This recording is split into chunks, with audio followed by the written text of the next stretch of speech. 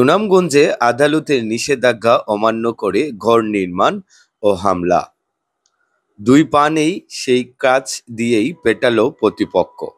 সুনামগঞ্জের জগন্নাথপুরে আদালতের নিষেধাজ্ঞা অমান্য করে জোরপূর্বক ঘর নির্মাণ ও হামলার অভিযোগ উঠেছে একই গ্রামের প্রভাবশালী পরিবারের বিরুদ্ধে।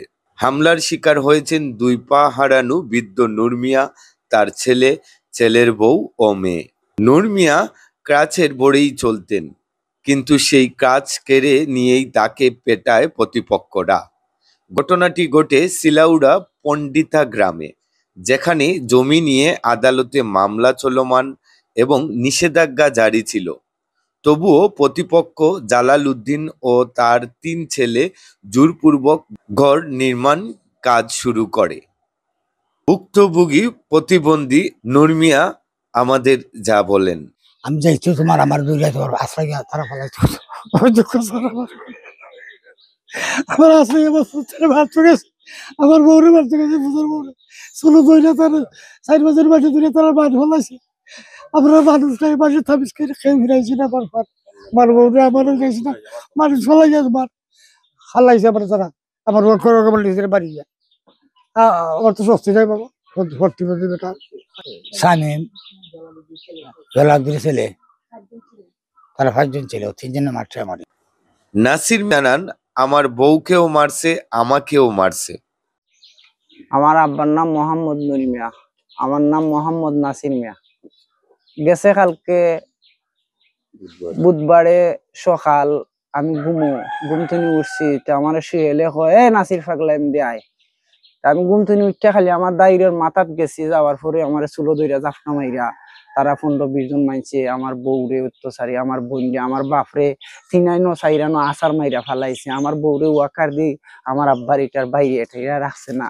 এরপরে আমার গর্দনা মাথা এটা চুল টুল ফুইরা নিছে।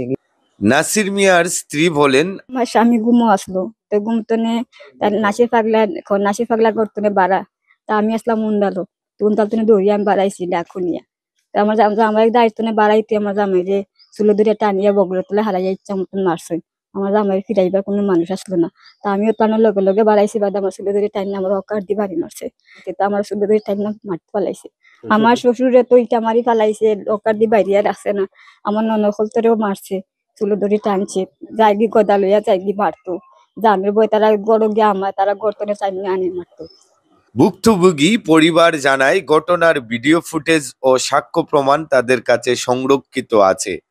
তারা জগন্নাথপুর থানায় লিখিত অভিযোগ দিয়েছেন এবং প্রাণনাশের আশঙ্কায় নিরাপত্তা চেয়েছেন।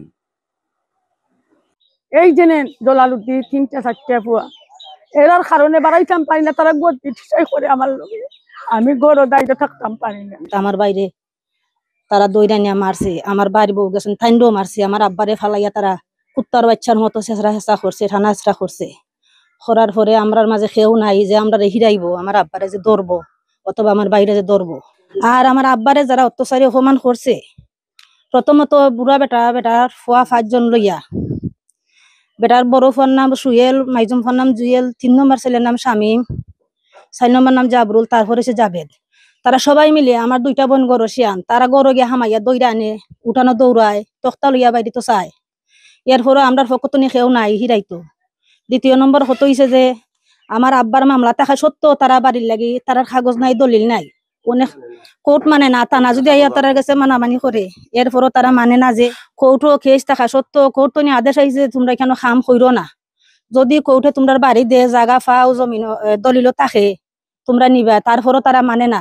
আদালতের আদেশ অমান্য করে এক প্রতিবন্ধী বৃদ্ধ ও তার পরিবারকে পিটিয়ে আহত করা মানবিকতার সীমা ছাড়ানো এই ঘটনার দ্রুত তদন্ত ও দোষীদের শাস্তির দাবি জানিয়েছেন স্থানীয়রা। সুনামগঞ্জের জগন্নাথপুর থানার officer incharge OC Mahfuz Imtiaz বলেন, আমরা অভিযোগ পেয়েছি, তদন্ত সাপেক্ষে আইনানুগ ব্যবস্থা গ্রহণ করা হবে। এআর সাইম, এশিয়ান টেলিভিশন, পশ্চিম সিলেট।